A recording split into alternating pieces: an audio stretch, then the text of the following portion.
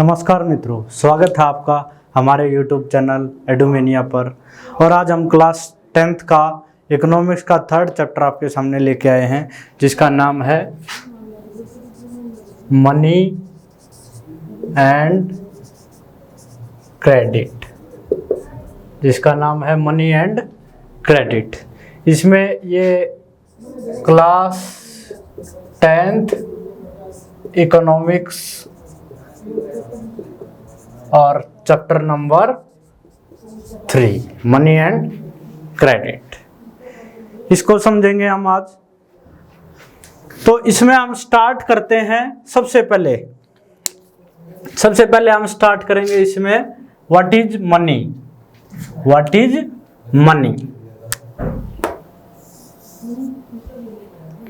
अब मनी क्या है? Money that is accepted as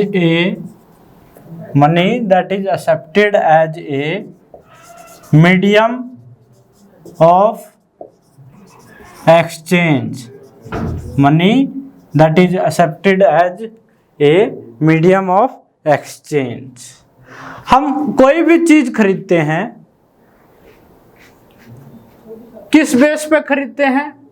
money के बेस पे। अब मनी से पहले आप मनी तब समझ में आएगा जब आप इससे पहले आप समझो बार्टर सिस्टम के बारे में। बार्टर सिस्टम के बारे में। तो बार्टर सिस्टम क्या है? तो बार्टर सिस्टम है when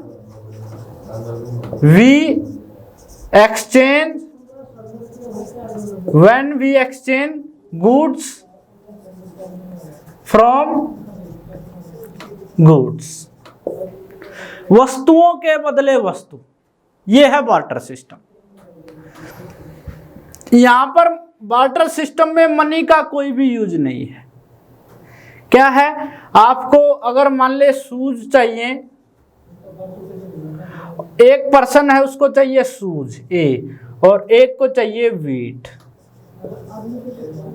इन दोनों का एक्सचेंज कैसे? ये इसको शूज देगा और ये इसको वीट देगा और ये इसको शूज देगा। अब एक किसान है, किसान ने वीट प्रोडक्शन किया, लेकिन उसको पैर में पहनने के लिए जूते भी चाहिए, शूज भी चाहिए। तो वो क्या है? अब एक ऐसे व्यक्ति को वो ढूंढेगा जिसको वीट की रिक्वायरमेंट है और वो शूज सेल करता हो। उसको वीट की तो रिक्वायरमेंट है, अगर वो वीट के बदले किसी को शूज दे देगा। तो ये when we exchange good from goods is called barter system।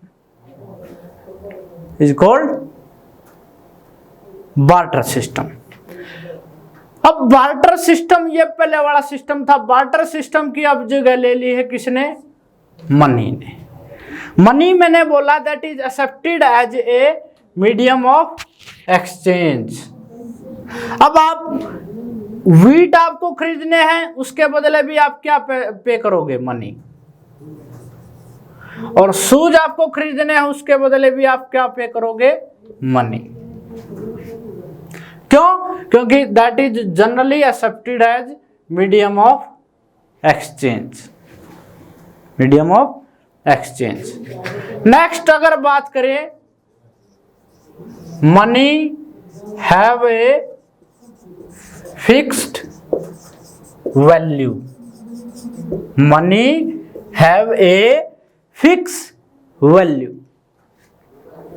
अब एक 10 रुपीज नोट है, एक 100 रुपीज नोट है, एक 2000 रुपीज नोट है। इनकी वैल्यू फिक्स है। अब 10 रुपए वाले नोट से आप ये नहीं है कि आप 500 रुपए की चीज आप खरीद लोगे, नहीं। ठीक है?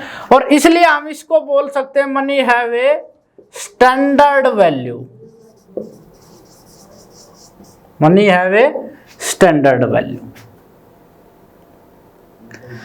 अब जो चीजें हम एक्सचेंज करते थे गुड्स फ्रॉम गुड्स, उसकी जगह किसने ले ली है? मनी ने। अब मनी के अगर हम पार्ट पढ़ें,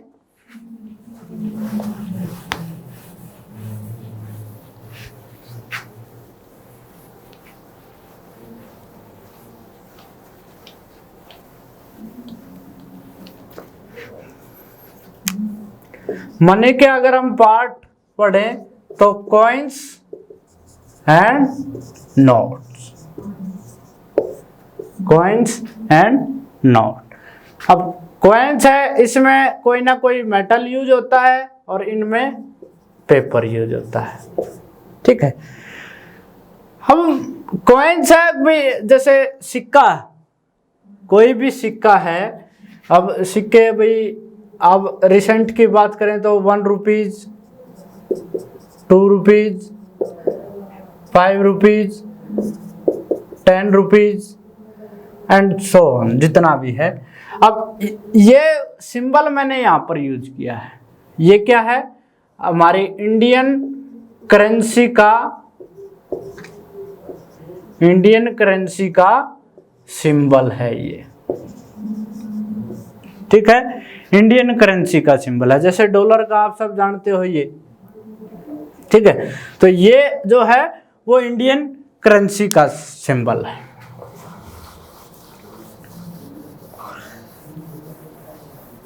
हमने पढ़ा money that is generally accepted as a medium of exchange. अब मान ले आपके पास नोट है, एक 100 रुपए का नोट है। अब 100 रुपए का नोट है, वो एक पेपर नोट है, उसको बनाने में may be 5 rupees, may be 2 rupees का कॉस्ट आया होगा, लेकिन उसकी वैल्यू क्या है? स्टैंडर्ड वैल्यू हमने डिस्कस की थी, उसकी वैल्यू है 100 रुपीज। उसकी वैल्यू कितनी है? 100 रुपीज। एक 2 रुपए की चीज को आप 100 रुपीज में एक्सेप्ट करते हो, क्यों? क्योंकि ये गारंटी दी जाती है, गारंटी दी जाती है किसके द्वारा? गवर्नमेंट ऑफ इंडिया के द्वारा। आई प्रॉमिस, देखो आप नोट देखो कोई भी, पहले मैं नोट की विशेषताएं आपको कुछ बताता हूं। आप कोई भी नोट देखो, पहली बात उसमें अगर आपसे बहुत बार ये कॉम्पिटिटिव एग्जाम में क्वेश्चन पूछा जाता है, how many language in A notes, how many language in A notes, तो उसका आंसर क्या होगा? उसका आंसर होगा 17। अब 17 में आप देखो हिंदी और इंग्लिश, और जो एक साइड में कॉलम होता है जिसमें टोटल 15 लैंग्वेज होती है, 15 साइड में जो कॉलम होता है, और हिंदी और इंग्लिश मिडल में, ठीक है। वो तो टोटल भाषाएं कितनी हैं? 17। उसी बीच एक लाइन लिखी रहती है, I promise to pay the bearer the sum of 10 rupees, 50 rupees, 20 rupees, 2000 rupees, और नीचे आरबीआई गवर्नर के साइन होते हैं। अब ये क्या है? ये प्रमाणित कर देता है कि भी गवर्नमेंट ऑफ इंडिया ने इसकी वैल्यू कितनी अप्रूव्ड की है? 100 रुपीज अप्रूव्ड की है। अब एक देश में मनी सर्कुलेशन का काम कौन करता है? गवर्नमेंट करती है, सभी जगह गवर्नमेंट करेगी। अब ये हमारे यहां पर भी कौन करती है मनी सर्कुलेशन का काम? Money circulation government of India, ठीक है। और इसके साथ आप देखो गवर्नमेंट ऑफ इंडिया क्या करती है भाई, जितने भी कॉइन्स हैं, plus 1 rupee note, 1 rupee note, जितने भी कॉइन्स हैं, 1 रुपए का, 2 रुपए का, 5 रुपए का, 10 रुपए का, जो भी है, और 1 रुपी नोट ये कौन छापता है? Government of India. कौन छापता है? Government of India. अब गवर्नमेंट ऑफ इंडिया का भी एक पार्ट है, उसको हम बोल देंगे फाइनेंस मिनिस्ट्री, जो पैसे का लेखा जोखा सब इनके वित्त मंत्रालय एक तरीके से। क्वेश्चन पूछा जाता है, अब सिक्के पे तो साइन नहीं होते, 1 रुपए का नोट अगर आपको मिल जाए उस पर किसके साइन होते हैं? जैसे बाकी जो नोट है उन पे नीचे I promise to pay the bearer the sum of 10, 20, 30, 50 rupees, 100 rupees, नीचे आरबीआई गवर्नर के साइन होते हैं। लेकिन 1 रुपए के नोट के जो नीचे किसके साइन होते हैं? Finance secretary. फाइनेंस सेक्रेटरी के साइन, वित्त सचिव के साइन होते हैं। किसके साइन होते हैं? फाइनेंस सेक्रेटरी के साइन होते हैं। बाकी अब जो बचे, अब गवर्नमेंट ऑफ इंडिया की रिस्पॉन्सिबिलिटी कॉइन्स, 1 रुपी नोट और जितने भी हैं 2 rupees, 5 rupees, 10 rupees, 100 rupees, 200 rupees, 500 rupees और 2000 रुपीज, सब किसकी रिस्पॉन्सिबिलिटी है? Government of India. लेकिन मैंने यहां पर आपको क्या बोला है? अभी only coins and 1 rupee note, यह सिर्फ गवर्नमेंट ऑफ इंडिया छापती है। बाकी जो नोट्स हैं उनका सर्कुलेशन कौन करता है? RBI, on behalf of government of India, on behalf of government of India. और इसलिए जितने भी नोट हैं 1 रुपी नोट के अलावा नीचे किसके साइन होते हैं? आरबीआई गवर्नर के। अब ये क्वेश्चन भी पूछा जाता है, अभी ऐसा क्यों? क्या अभी मनी सर्कुलेशन का काम किसका होता है? गवर्नमेंट का। लेकिन RBI, reserve bank of India तो गवर्नमेंट नहीं है। रिजर्व बैंक ऑफ इंडिया तो गवर्नमेंट नहीं है, तो ये एक संस्था है और आपने इतनी बड़ी जिम्मेदारी जो है एक संस्था को दे दी। इसलिए गवर्नमेंट क्या करती है? गवर्नमेंट करती है कि भाई आपको हमने बता दिया है कि भाई पूरा मनी सर्कुलेशन किसके कंट्रोल में है? गवर्नमेंट के कंट्रोल में है। उसका एक एग्जांपल उन्होंने दे दिया, कॉइन्स ऑन 1 रुपी नोट। और बाकी काम ये हमारा ही काम है, मीन्स गवर्नमेंट ऑफ इंडिया का काम है। हमारे भी आप पे ये काम हम बाकी किसको देते हैं? आरबीआई को देते हैं, रिजर्व बैंक ऑफ इंडिया को देते हैं। और इसलिए जितने भी नोट्स आपको मिलेंगे उनके नीचे आरबीआई गवर्नर के साइन होते हैं। और वो सर्कुलेशन का देखरेख कौन करता है? आरबीआई करता है। इन्फ्लेशन, महंगाई, डिफ्लेशन, मंदी कैसे कंट्रोल करनी है, आरबीआई अपनी पॉलिसी लेके आता है। ठीक है, आगे हम देखते हैं। भाई हमने पढ़ लिया, अब जैसे कॉइन्स हैं, नोट्स हैं, भाई कौन किनका सर्कुलेशन कौन करता है ये हमने देख लिया है। अगर आपसे पूछा जाए कॉइन्स में से और नोट में से, कॉइन्स और नोट, आप किस पर ट्रस्ट ज्यादा करोगे? किस करेंसी पर आप ट्रस्ट ज्यादा करोगे? एज ए कॉमन मैन हम सब बोलेंगे अभी हमें क्या चाहिए? नोट्स। क्या चाहिए हमें? नोट।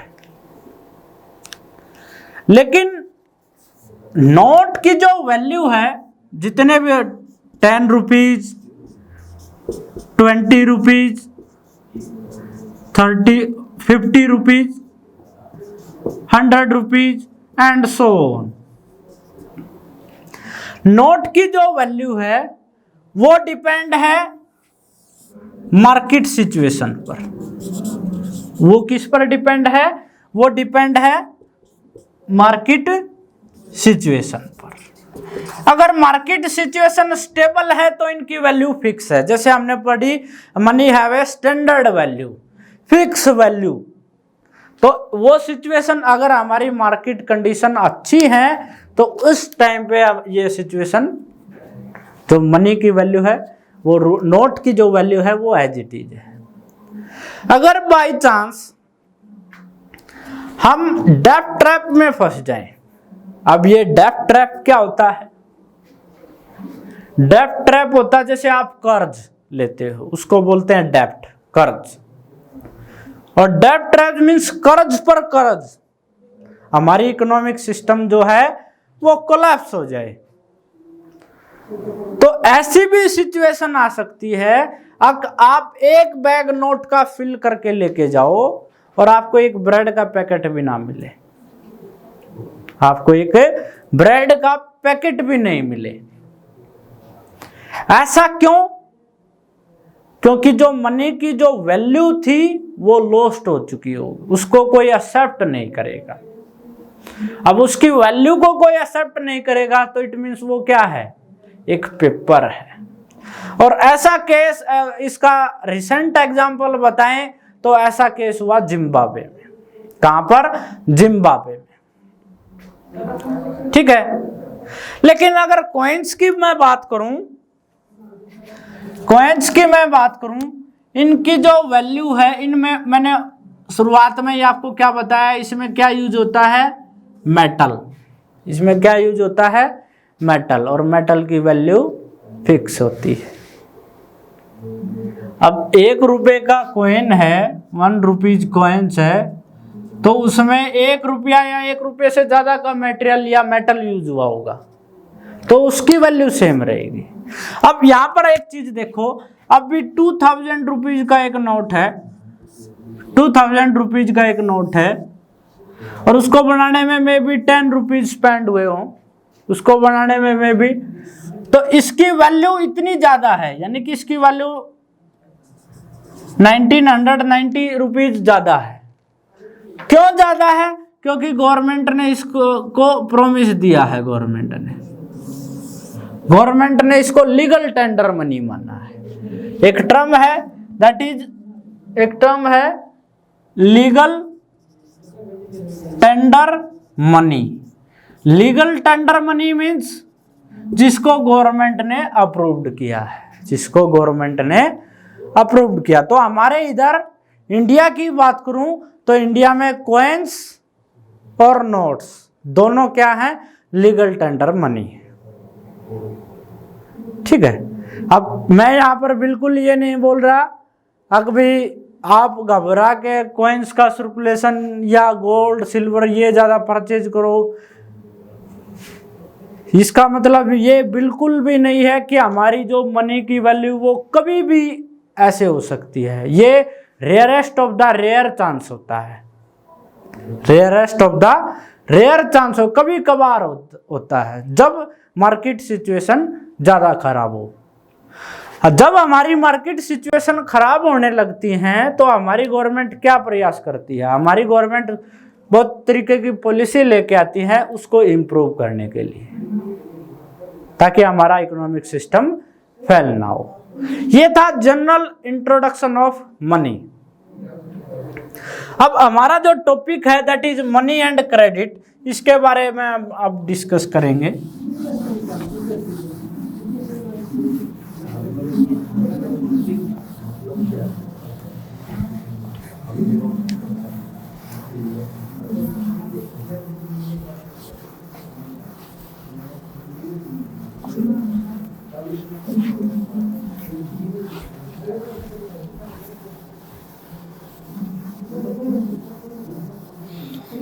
सबसे पहले मैं देखता हूं फंक्शन ऑफ मनी।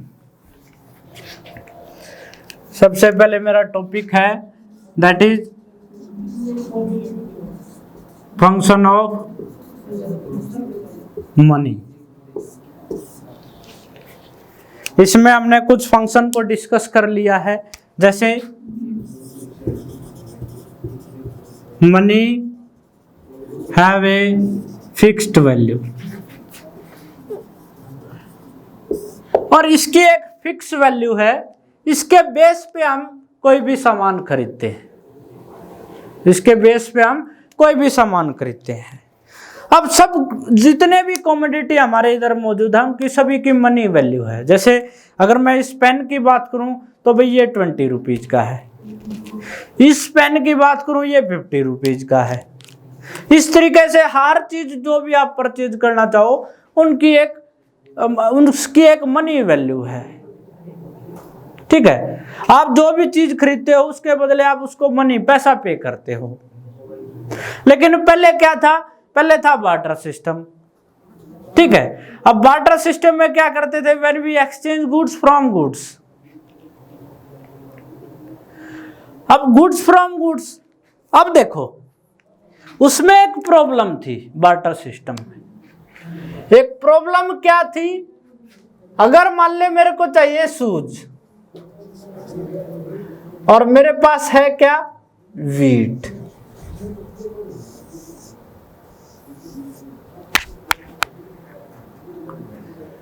मैं वीट को सेल करके, यानी कि वीट के बदले मैं क्या लेना चाहता हूं, शूज। उसके लिए मेरे को एक परफेक्ट कॉम्बिनेशन चाहिए, उसके लिए मेरे को एक परफेक्ट कॉम्बिनेशन चाहिए। अभी जो लो मेरा गेहूं मेरे से ले ले और मेरे को क्या दे, शूज। लेकिन अगर ऐसा मेरे को 1 ईयर ना मिले तो, 1 साल तक ना मिले तो क्या मैं बिना शूज के रहूंगा? तो क्या मैं बिना शूज के रहूंगा? तो ये एक प्रॉब्लम थी बार्टर सिस्टम। हमें कॉम्बिनेशन बनाना पड़ता था और उसमें, अच्छा अब देखो एक चीज और, अब मान ले इसकी मैं मनी वैल्यू करूं 100 रुपीज और इसकी मनी वैल्यू मैं करूं 400 रुपीज। पहले हम क्या करते थे, वीट के बदले शूज को एक्सचेंज कर लेंगे। लेकिन इसका मतलब यह है जो शूज मैन्युफैक्चरर था उसको तो नुकसान हुआ, उसने 100 रुपए की चीज के बदले 400 रुपए का जूता दे दिया। अब जो ये प्रॉब्लम थी वीट के बदले शूज, ऐसे कॉम्बिनेशन चाहिए हमें, इस प्रॉब्लम को हम बोलते हैं double coincidence of wants, double coincidence of wants. और मनी के आने से जो प्रॉब्लम थी, money solve the problem of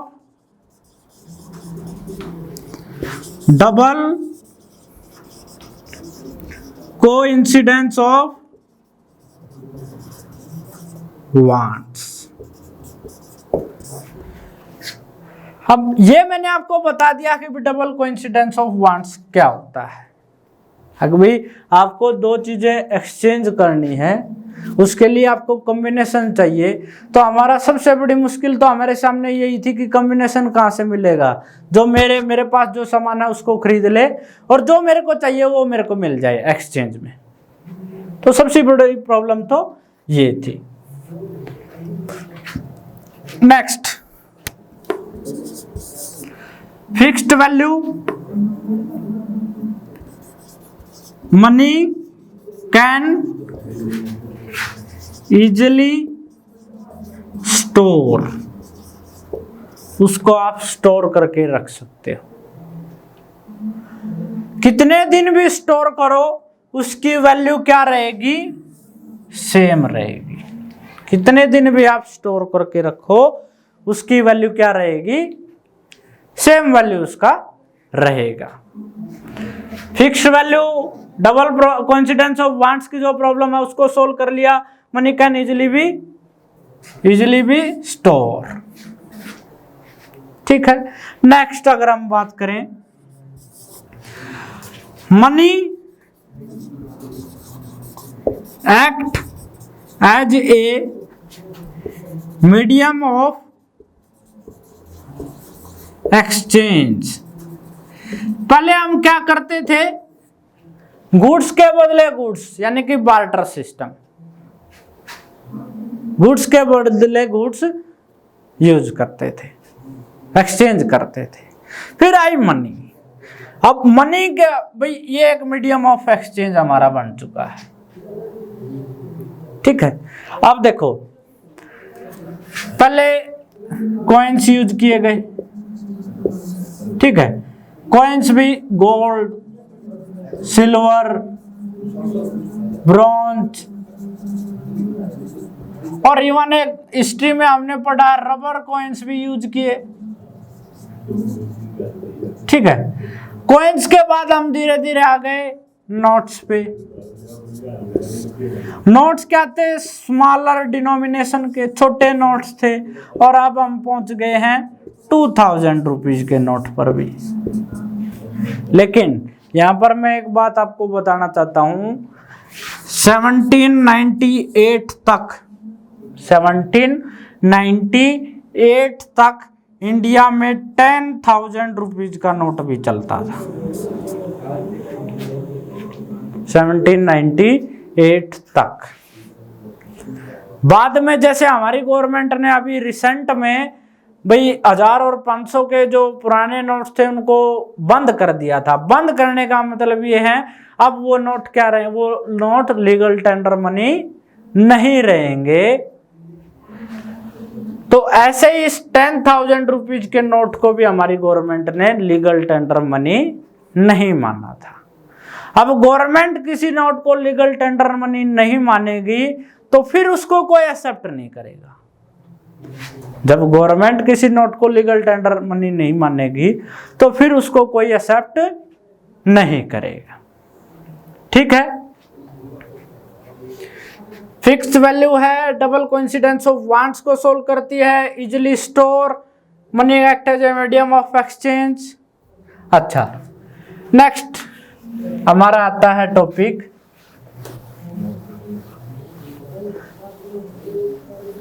circulation of money.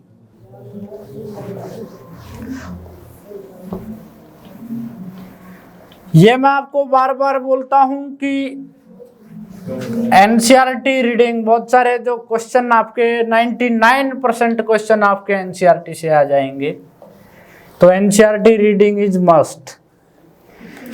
तो सर्कुलेशन ऑफ मनी,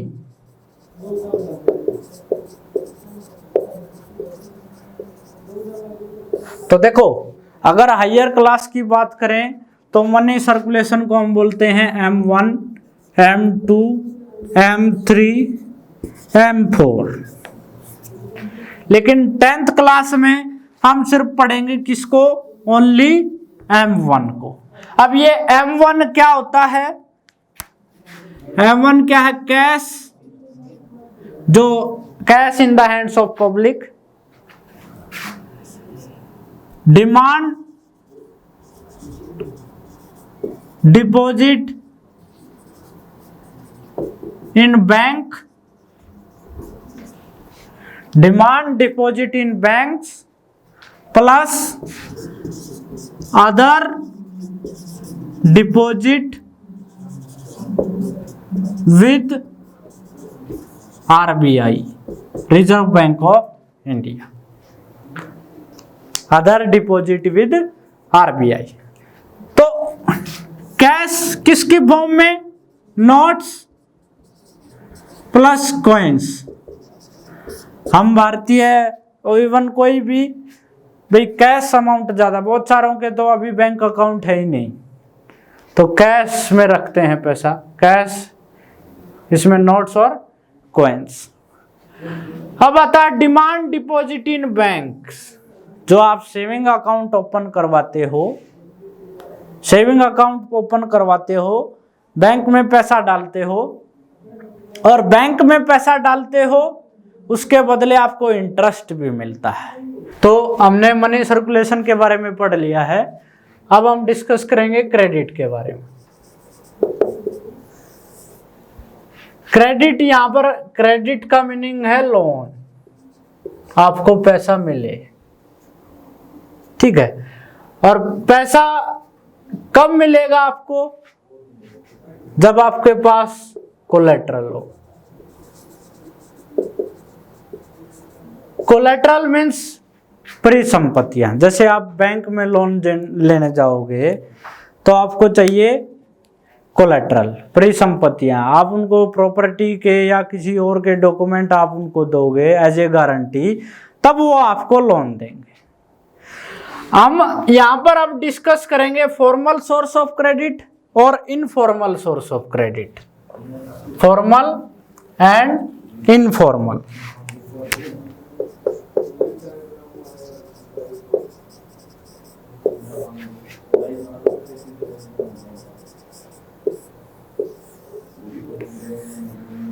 फॉर्मल में मैंने अभी डिस्कस किया है बैंक, और इनफॉर्मल में मनी लेंडर्स।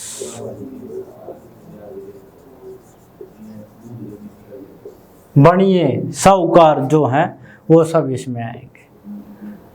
और फॉर्मल में बैंक, कोऑपरेटिव सोसाइटी, ये सब इसमें आएंगे। यहां पर रेट ऑफ इंटरेस्ट ज्यादा होगा या कम?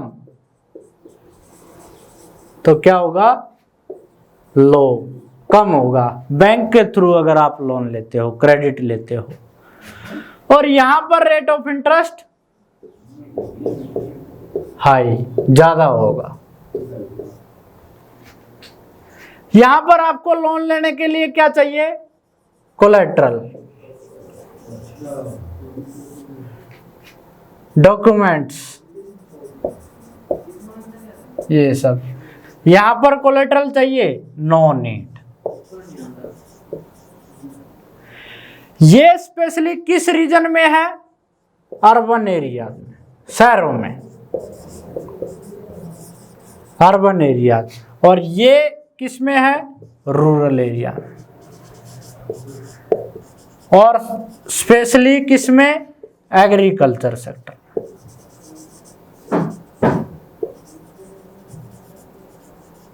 एग्रीकल्चर से ये डायरेक्ट क्वेश्चन भी आता है, what is the difference between formal source of credit and informal source of credit. तो इसमें हमने देखा अभी फॉर्मल सोर्स ऑफ क्रेडिट है वो बैंक से मिलेगा आपको, बैंक, कोऑपरेटिव सोसाइटी। भाई बैंक को कौन सुपरवाइज करता है? अब बैंक किस तरीके से काम करते हैं? Under the guidelines of RBI.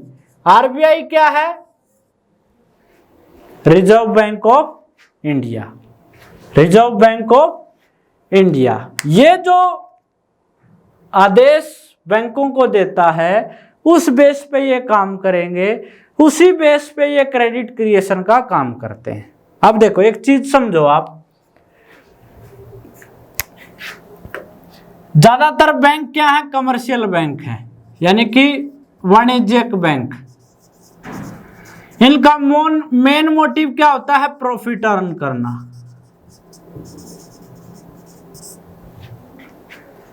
अब एक चीज आप देखो, आपने बैंक में 1000 rupees as a cash deposit करवाया, 1000 रुपीज, और उसके 1 साल बाद बैंक आपको 1100 रुपए यानी कि विद इंटरेस्ट आपको पैसा देता है। यानी कि जितने आपने डिपॉजिट किए और उससे भी ज्यादा विद इंटरेस्ट, ब्याज लगाकर आपको पैसा देता है, और फिर भी ये प्रॉफिट में रहते हैं। क्या रीजन है इसका? रीजन होता है क्रेडिट क्रिएशन। बैंक क्या करता है? Credit creation. कैसे? अब मान ले आपने 1000 रुपीज बैंक में जमा कराए, इसका कुछ पार्ट, यानी कि मैं यहां पर एग्जांपल लेता हूं जैसे 200 रुपए, वो अपने पास रखेगा, और 800 रुपए का वो क्या कर देगा? लोन इशू करेगा। 800 रुपए का वो लोन किसी ना किसी को देगा। और जब फर्स्ट टाइम आपने जो पैसे जमा करवाए थे उस पर जो बैंक ने इंटरेस्ट दिया है, रेट ऑफ इंटरेस्ट, मान ले वो आपको दिया है 4%, और जब बैंक किसी को लोन देगा उससे वो रेट ऑफ इंटरेस्ट लेगा 8%। तो जो यहां से प्रॉफिट अर्न होगा वो बैंक का क्या होता है, टोटल प्रॉफिट। इसी प्रोसेस को हम क्रेडिट क्रिएशन बोलते हैं। प्लस बैंक एक फंक्शनिंग के साथ काम करते हैं। अभी हमारे बैंक में एक दिन में जो भी हमारे कस्टमर हैं वो सारे पैसा निकलवाने नहीं आएंगे, ठीक है। और उसके लिए भाई जितना भी 20% 30% डेली ट्रांजैक्शन होता है उसके लिए वो मिनिमम अमाउंट अपने पास रखते हैं, ठीक है। अब ये गवर्नमेंट की गाइडलाइंस के अकॉर्डिंग काम करते हैं तो रेट ऑफ इंटरेस्ट क्या होता है, लो होता है। हाँ, बैंक को कोलेटरल चाहिए। भाई बाय चांस आप बैंक को पैसा नहीं पे कर पाए तो उसकी रिकवरी कैसे होगी? तो वो आपसे कुछ सबूत लेते हैं, कुछ परिसंपत्तियां लेते हैं। अगर आप पैसा वो नहीं चुका पाए तो उसके बदले बैंक इन कोलेटरल को बेचकर या किसी दूसरे के नाम ट्रांसफर करके अपनी अर्निंग कर सकते हैं। क्यों? क्योंकि बैंक का भी मेन मोटिव क्या है, प्रॉफिट अर्न करना है। आप पैसा जमा कराते हो, आपको विद इंटरेस्ट पे पैसा देते हैं। बहुत सारे वर्कर्स बैंक में काम करते हैं, उनको सैलरी भी देना है, ये सब। तो उसके लिए इनको भी जो है एक तरीके से अपना जो लोन वगैरह है वो रिकवर होना चाहिए। एनपीए से बचते हैं ये। भारत में एनपीए एक बहुत बड़ी समस्या है। एनपीए का मतलब क्या होता है, non paying assets. Non paying assets का मतलब है आपने लोन लिया और वो चुकाया नहीं, उसको हम बोलेंगे नॉन पेइंग एसेट्स। तो इससे बचने के लिए वो क्या रखते हैं, कोलेटरल। अब बैंक की जो ब्रांच हैं वो ज्यादातर अर्बन एरियाज में, रूरल एरियाज में बैंक की ब्रांच या तो कम है या है ही नहीं, ठीक है। तो इसलिए जो फॉर्मल सोर्स ऑफ क्रेडिट है वो ज्यादातर, और एक इसमें जो लोग मैन्युफैक्चरिंग और सर्विस सेक्टर से जुड़े हुए हैं वो ज्यादातर फॉर्मल सोर्स ऑफ क्रेडिट का इस्तेमाल करते हैं। और जो एग्रीकल्चर सेक्टर से जो लोग जुड़े हुए हैं वो किसका इस्तेमाल करते हैं, इनफॉर्मल। वो डायरेक्ट बनिए के पास जाएंगे, पैसे की जब उनको रिक्वायरमेंट और कब होती है, भाई बीज लेना है, कोई खेती के लिए यूज होने वाली मशीन परचेज करनी है, या घर में शादी है, तो वो डायरेक्ट बैंक में जाएंगे तो कोलेटरल चाहिए। अब कोलेटरल बैंक को दे दिया तो उनके पास क्या बचेगा, तो वो किसकी मदद लेते हैं, मनी लेंडर्स की। लेकिन मनी लेंडर्स क्या करता है, rate of interest high charge करता है। Rate of interest high charge. एक इसमें राहत है, इसमें कोलेटरल की कोई जरूरत नहीं है। दूसरा, ये ज्यादातर रूरल एरियाज में। ये है basic difference between formal source of credit and informal source of credit. Clear है? नेक्स्ट हमारा एक टॉपिक है, इसी से रिलेटेड है, that is self help group, जो कि पिछले अगर 3-4 साल के एग्जाम की अगर हम बात करें तो ये क्वेश्चन तकरीबन हर बार आया है।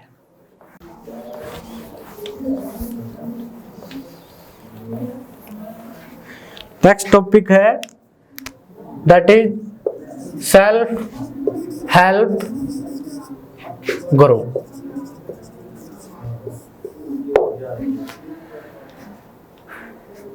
इसकी बात करें तो इसमें टोटल 15 to 20 मेंबर्स होते हैं। 15 to 20 और सेम लोकेलिटी के होने चाहिए। यानी कि जैसे गांव की बात करें तो भी एक ही गांव के हूं। और स्पेशली किसके लिए है, specially for women, specially for women. अब हम बात करते हैं सेल्फ हेल्प ग्रुप क्या है। इसमें क्या है, बेसिकली अगर मैं महिलाओं की ही बात करूं, देखो मेरा मतलब यहां पर ये नहीं है कि सेल्फ हेल्प ग्रुप बिल्कुल सिर्फ महिलाओं के लिए होता है, लेकिन ज्यादातर महिलाओं के लिए होता है। इसमें टोटली 15 to 20 मेंबर्स होते हैं सेम लोकेलिटी के। वो क्या करते हैं भाई, 100 रुपीज 200 रुपीज हर महीने सेव करते हैं पर मेंबर। अगर पर मेंबर 100 और 200 रुपीज सेव करेगा तो अगर सभी ग्रुप को मिला लें तो वो महीने में 3000 4000 रुपये सेव कर देगा। ये क्या करेंगे, ये बैंक में सेल्फ हेल्प ग्रुप के नाम से बैंक अकाउंट ओपन करेंगे और बैंक अकाउंट में रेगुलर वो हर महीने सेव करेंगे। अब देखो, अगर कोई एबल है यानी कि जिसके पास पैसा है तो उसको तो किसी की हेल्प की जरूरत ही नहीं है, ना उसको किसी तरीके के लोन की रिक्वायरमेंट है। इसमें सेल्फ हेल्प ग्रुप में बेसिकली वो महिलाएं आएंगी जो एक तरीके से जिनकी सेविंग बिल्कुल ना के बराबर है, ठीक है, जो पुअर सिचुएशन में से बिलोंग करती हैं, पुअर सिचुएशन से बिलोंग करती हैं, तो वो क्या करेंगी, हर महीने 100-200 जैसी उनकी कैपेबिलिटी है उसके अकॉर्डिंग सेव करें, हर महीने सेव करती रहेंगी। ये ग्रुप वो पैसा बैंक में डालता रहेगा। 2-3 साल बाद ये ग्रुप एलिजिबल हो जाएगा किसके लिए, बैंक लोन के लिए। अब इन महिलाओं में से मान लो 2 महिलाओं को जरूरत पड़ गई पैसे की। क्यों पड़ गई भाई, महिलाएं ज्यादातर क्या काम करती हैं भाई, सिलाई सेंटर खोलना हो, कोई छोटी मोटी परचून वगैरह की दुकान उनको खोलनी हो, तो मान लो उनको 50,000 1 लाख रुपए की जरूरत पड़ गई, तो उन महिलाओं को बैंक से लोन मिल जाएगा। बैंक से लोन मिलने का मतलब क्या होगा, रेट ऑफ इंटरेस्ट क्या होगा, लो होगा, कम होगा, और उस पैसे को वो यूज करेंगी और वो पैसा इनकी इनकम का एक सोर्स बन जाएगा। हाँ, अब जो लोन रीपेमेंट की बात है वो कौन करेगा, बाय चांस उस महिला ने बाद में मना कर दिया कि भाई मैं तो नहीं करती, लेकिन वो रिस्पॉन्सिबिलिटी पूरे ग्रुप की है, जितने भी मेंबर्स उसमें होंगे तो वो रिस्पॉन्सिबिलिटी पूरे ग्रुप की है। इसी को हम बोलते हैं सेल्फ हेल्प ग्रुप। इसी को हम क्या बोलते हैं, सेल्फ हेल्प ग्रुप, ठीक है। इसके साथ अब इसका एक और फायदा भी है।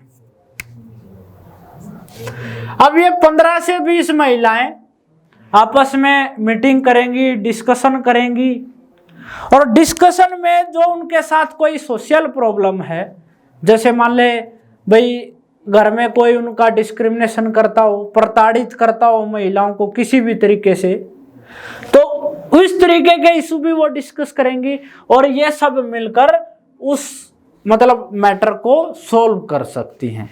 आपस में मिलकर जो सोशल डिस्क्रिमिनेशन उनके साथ हो रहा है उसको भी सोल्व कर सकती हैं, ठीक है। सेल्फ हेल्प ग्रुप उनको फाइनेंशियली कैपेबल भी बना सकता है, उनका इनकम का सोर्स जनरेट कर सकता है, ठीक है। तो ये था हमारा chapter number 3 money and credit. I hope आपको ये समझ में आया होगा। अगर आपको समझ में आया है तो हमारे चैनल को लाइक, शेयर और सब्सक्राइब जरूर करो। Thank you.